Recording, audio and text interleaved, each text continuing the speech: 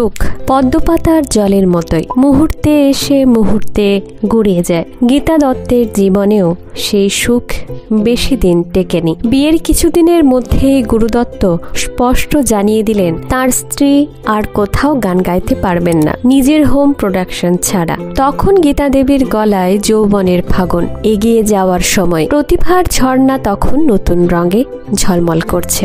কিন্তু ঠিক সেই সময়েই তার পায়ে বেঁধে দেওয়া হলো দত্ত পদবীর ভারী শিকল। প্রথম দিকে অবশ্য সাপে বড়ই হয়েছিল, কারণ গুরুদত্তের ছবিতে গান মানেই যেন এক আলাদা চরিত্র, যে গান কাহিনীর গতি ঘোড়ায়, নায়কের সিদ্ধান্তে অনুঘটকের কাজ করে, কখনো পর্দায় লাস্যময়ী নারীর মতো আত্মপ্রকাশ করে।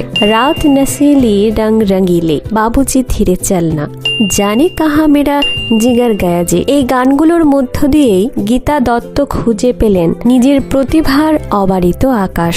কিন্তু গীতা দেবী আর গুরুদত্ত ছিলেন দুই মেরুর মানুষ। গীতা দেবী আবেগপ্রবণ, চঞ্চল, প্রাণবন্ত।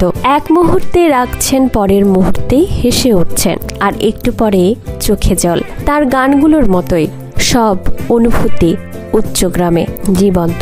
আর গুরুদত্ত একেবারে বিপরীত, আত্মমগ্ন, চিন্তাশীল, নিজের দুঃস্বপ্ন আর ভাবনার জগতে হারিয়ে থাকা মানুষ। উল্লাস তাঁর ভালো লাগতো না। যে গুরুদত্ত এক সময় পরিবারের সঙ্গে পিকনিকে গিয়ে হেসে খেলে সময় কাটাতেন, সিনেমার সংখ্যা বাড়তেই তিনি হয়ে উঠলেন অন্য মানুষ। কাজের বাইরে আর কিছু নেই। তিনি চান সংসারে শান্তি, নিয়ম, সংযম। আর গীতা দেবী চান মুক্তি, ছন্দ, জীবনকে চেটেপুটে উপভোগ করা। কারণ জীবন না ছুঁয়ে, জীবন না বাঁচলে তার কণ্ঠে আসে না সেই প্রাণ, সেই মাদকতা।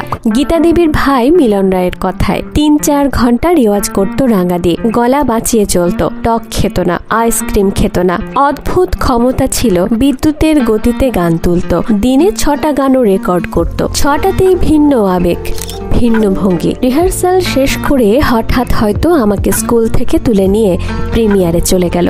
কি ভীষণ জীবন, কি অফুরন্ত প্রাণ ছিল ওর মধ্যে। কিন্তু সেই প্রাণের ভেতরে আস্তে আস্তে জমতে শুরু করলো এক বিষাদ। কথা উঠল, সংসার আর সন্তান সামলাতে গিয়ে গীতা দত্ত নাকি নিজের কেরিয়ার হারাচ্ছেন। এদিকে মধুর সঙ্গীতে তখন লতা মঙ্গেশকরের জায়গা পাকাপোক্ত।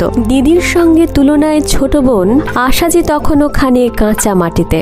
ঠিক এমন সময়ে গীতা দেবীর জীবনে এলো মা। হঠাৎ গীতা দেবী যেন পশ্চিমে হেললেন, আর সুরকাররাও তাকালেন আশাজির দিকে। কারণ তখন অপি নাইয়ার আর আশাজির ঘনিষ্ঠতার গুঞ্জন ছড়িয়ে পড়েছে ফিল্ম মহলে।